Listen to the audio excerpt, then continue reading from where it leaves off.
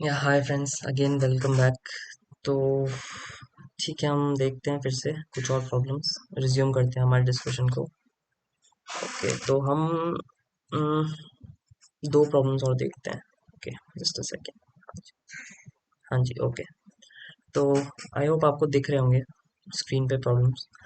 तो ठीक है, पहला ये वाला प्रॉब्लम देखते हैं। देखो, there are 10 points on a plane. ठीक है, एक प्लेन है, उस पर 10 पॉइंट्स हैं। ठीक है,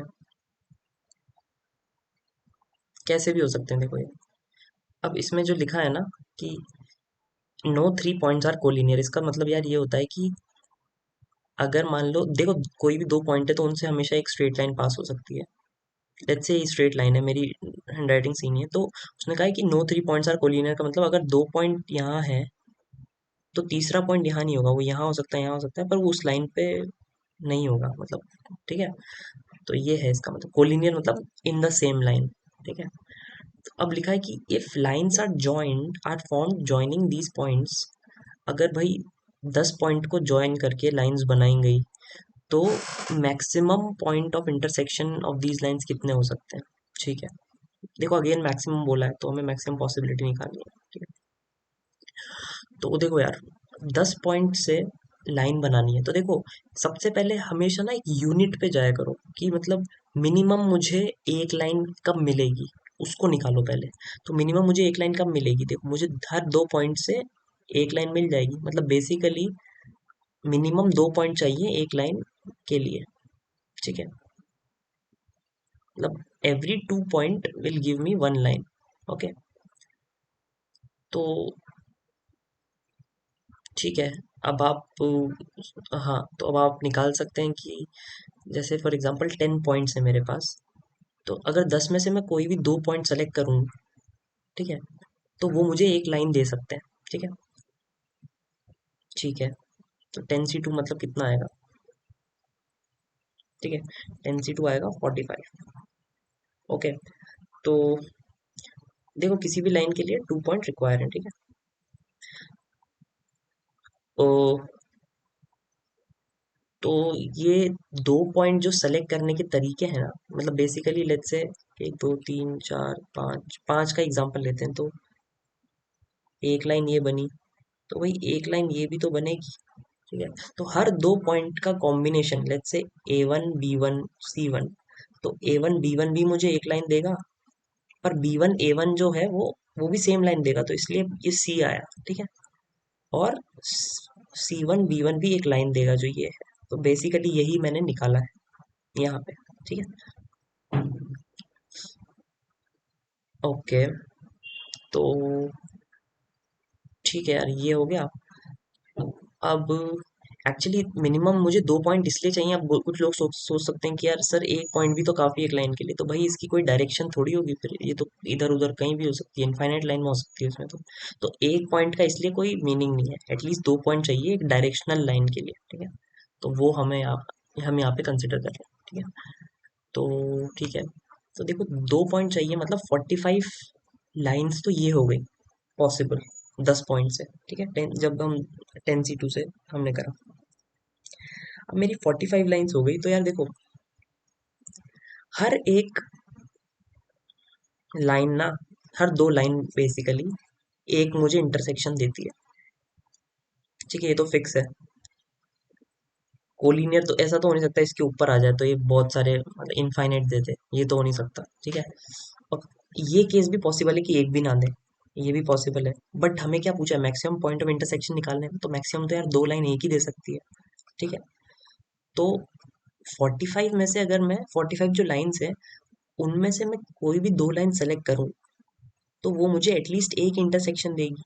ठीक है, तो बस मतलब इंटू वन, 45 में से मैं कोई भी दो लाइन सेलेक्ट करूँ तो वो मुझे एक इंटरसेक्शन देगी। ठीक है, पिछले केस में क्या हुआ था सर्कल वाले वाले इस क्वेश्चन में कि एन सर्कल में से मैं कोई भी दो सर्कल सेलेक्ट करूँ तो वो मुझे टू इंटरसेक्शन देंगे, इसलिए वो इंटू टू हुआ था। ठीक है, ये देखो 6C2 into two, 3C2 into two. यहाँ पे मुझे लाइंस जो है ना, 45 में से मैं कोई भी लाइंस दो लाइन सेलेक्ट करूंगा तो मुझे एक इंटरसेक्शन देगी, तो ये इसका आंसर है। ठीक है, तो आई होप आपको समझ में आया होगा। ये स्ट्रेट फॉरवर्ड तो नहीं था, थोड़ा इसमें दिमाग लगाना था, बट आप कर सकते हैं इन किस टाइप के सवालों को, ठीक है। एक और प्रॉब्लम देख लेते हैं यार। तो ये चेस बोर्ड वाला प्रॉब्लम है, चेस बोर्ड वाले प्रॉब्लम्स हो जाते हैं, तो इसको भी देख लेते हैं। Find the total number of rectangles on a normal chess board. तो देखो यार, आपने चेस बोर्ड देखा होगा,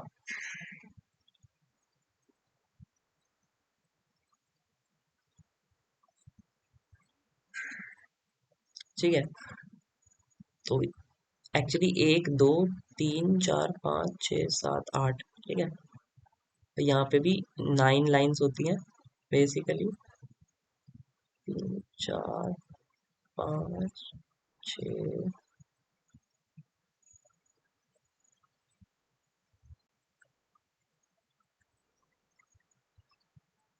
सात आठ, ठीक है। ये 9, ओके। 9 मतलब लाइन्स हुई, तो मतलब 8 इसमें ब्लॉक्स आ गए, ठीक है, हर एक के अंदर, ठीक है। देखो एक दो तीन चार पाँच छः सात आठ, ठीक है। तो देखो यार, ये एक नॉर्मल चेस बोर्ड बन गया, मेरी ड्राइंग पे मत जाना, बट स्टिल मेरा इंटेंशन यहाँ पे इंट्यूशन देना है आपको। तो देखो यार, ये बना मेरा चेस बोर्ड।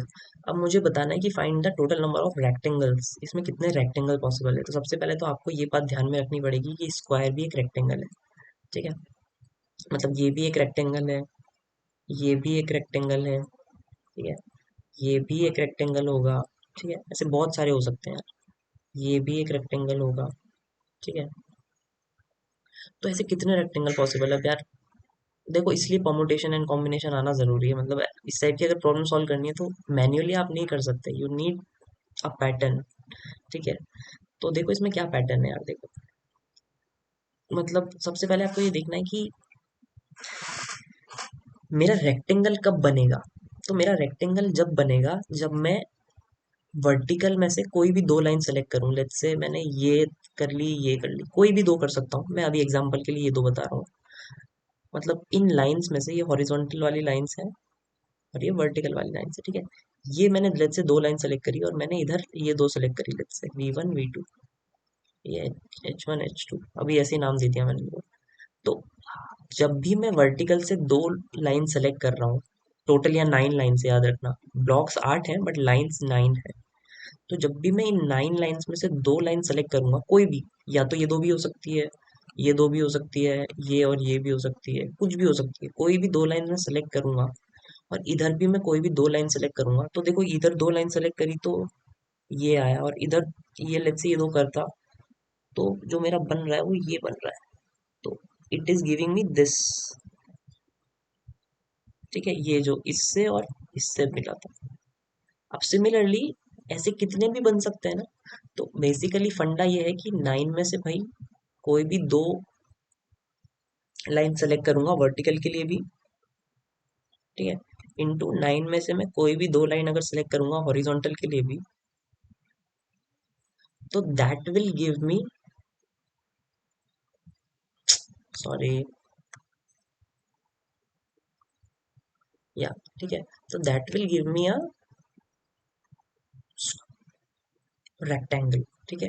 हर दो लाइन हॉरिजॉन्टल और हर दो लाइन वर्टिकल मुझे एक रेक्टेंगल देगी। तो इतने पॉसिबल वेज हैं तो रेक्टेंगल बनाने के। तो मतलब total number of rectangles is this, ठीक है। आई होप आपको समझ में आ गए। देखो, मैं इसका छोटे में आपको एग्जांपल बता सकता हूँ। अगर लेट्स से 3x3 होता या 2x2 होता लेट्स से, तो देखो इसमें कितने रेक्टेंगल बन सकते थे। अब 2x2 चेस है लेट्स से, तो इसमें भी इसी फॉर्मूले से देखो, पहले हम मैन्युअली भी निकाल सकते हैं। एक दो तीन चार, ये तो चार तो स्क्वायर है, पाँच, ठीक है, छः, सात, आठ, ठीक है, एक बड़ा स्क्वायर 9, ठीक है। 9 तो हो गए। तो देखो 3C2 इंटू 3C2, मतलब ये 3 इंटू 3, तो 9 आ गए ना। तो देखो यार, यही तरीका है, पर 3 तक के लिए आप मैनुअल निकाल सकते हो।